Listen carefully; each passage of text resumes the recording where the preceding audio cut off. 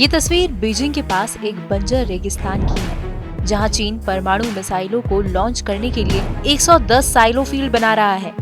इस बात का खुलासा कमर्शियल सैटेलाइट से ली गई तस्वीरों के एनालिसिस से हुआ है।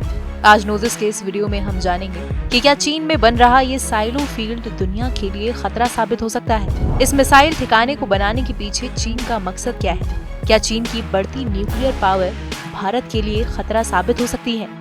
इन सभी सवालों के जवाब के लिए जुड़े रहिए हमारे साथ। सबसे पहले जानते हैं कि साइलो फील्ड क्या है। साइलो स्टील का ढांचा या ठिकाना होता है जिसमें परमाणु हथियार रखे जाते हैं। जरूरत पड़ने पर इस साइलो का ढक्कन खोलकर यहीं से मिसाइल को लॉन्च कर दिया जाता है। ऐसे ठिकानों से भरे इलाके को साइलो फील्ड कहते हैं। तो क्या है चीन की तैयारी?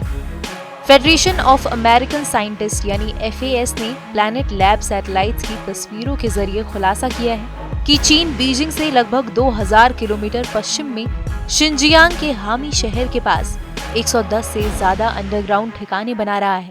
ये पहली बार नहीं है जब चीन खतरनाक न्यूक्लियर मिसाइल के लिए साइलो बना रहा हो। इससे पहले भी चीन के यूमेन में साइलो तैयार करने की जानकारी दुनिया के सामने आई थी। उस दौरान भी चीन 100 से ज्यादा साइलो बना रहा था। क्या ये चीन की सोची समझी साजिश है? एक्सपर्ट्स का कहना है कि चीन ये साइलोज बना ही इसलिए रहा है ताकि दुनिया को अपनी ताकत दिखा सके। चीन शुरू से ही परमाणु हथियारों के मामले में खुद को ऊंचा दिखाता रहा है। कहा जाता है कि चीन खुद को अमेरिका और रशिया की तरह सुपर पावर दिखाना चाहता है। 2 जगहों पर इतने ज्यादा साइलो बनाकर चीन अपने दुश्मन को चौंकाना चाहता है। हालांकि चीन का इस तरह हथियार इकट्ठा करना चिंताजनक है और इससे चीन के इरादों पर भी शक पैदा होता है। आइए जानते हैं कि इस पर FAS ने क्या कहा। FAS की रिपोर्ट में कहा गया है कि ये साइट चीनी परमाणु हथियारों के अब तक के सबसे जरूरी विस्तार के बारे में बताती है। ये साइलो इंटरकॉन्टिनेंटल बैलिस्टिक मिसाइलों के लिए बनाया जा रहा है। FAS का कहना है कि चीन के पास 250 इंटरकॉन्टिनेंटल बैलिस्टिक मिसाइलें हैं। इन मिसाइलों की रेंज काफी लंबी होती है। ये एक महाद्वीप से दूसरे महाद्वीप पर हमला कर सकती है। चीन में इनका निर्माण बहुत ज्यादा तेजी से किया जा रहा है। एक अनुमान के मुताबिक चीन कम से कम 250 साइलो का निर्माण कर रहा है। FAS की रिपोर्ट में ये भी कहा गया है कि 250 नए साइलो के निर्माण के साथ ही चीन मिनिमम डेटरेंस कैटेगरी से बाहर हो जाएगा। आइए अब जानते हैं कि मिनिमम डेटरेंस क्या है।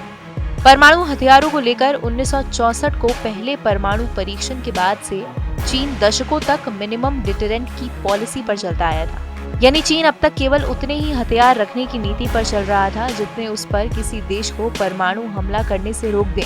इसके हिसाब से चीन ने 300 से 320 परमाणु हथियार विकसित कर रखे हैं। लेकिन अब चीन इस पॉलिसी का पालन करता नहीं दिख रहा है।